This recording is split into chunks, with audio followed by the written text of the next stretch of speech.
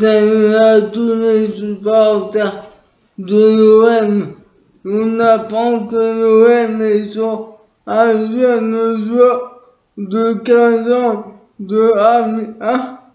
Il s'agit d'un milieu offensif de Georges Ilekinga en vue d'un transfert futur. C'est un avant-centre qualifié de puissant, rapide, technique et capable de prendre la profondeur. Il a été présélectionné en équipe de France U16. Il est passé par Antony en Île-de-France. Il n'a jusque-là toujours pas joué la moindre minute avec l'équipe pro d'Amiens. Quant à nos défenseurs centrales de l'OM Pérez, il se confie sur son rôle, il est revenu sur les consignes de Sampaoli. Il a déclaré ses traits. Lui qui joue aussi des fois latéral gauche, il a déclaré c'est très différent pour moi de jouer latéral gauche. Au début, je souffrais un peu plus physiquement. Je me suis amélioré au début. J'avoue que c'était fatigant, on a des fonctions différentes. Ça change selon les adversaires et les matchs. J'ai l'habitude de monter vers l'adversaire, mais ce n'est pas une obligation.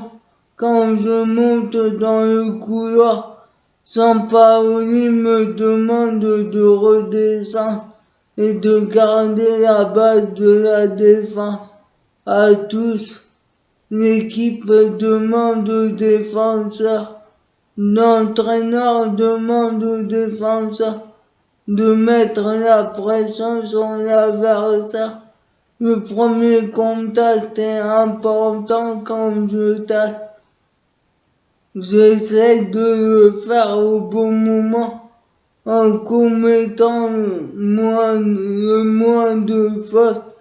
Il a aussi tenu à défendre Gerson qui est arrivé en provenance de Fluminense l'été dernier pour 25 millions. Il a déclaré il a eu une adaptation compliquée. Il m'en parlait assez souvent, mais aucun joueur n'aime être critiqué comme il a été. C'était l'un des moments les plus difficiles de sa vie. Il y a eu beaucoup de changements de pays, de culture, de position dans le jeu.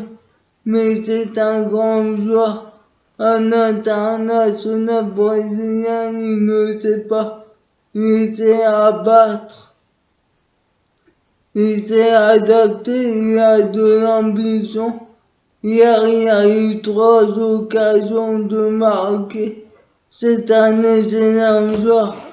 Qu'en pensez-vous? Moi, j'en ai marre d'entendre parler de son adaptation car il avait déjà évolué en Europe à la Roma il y a 2 ou 3 ans.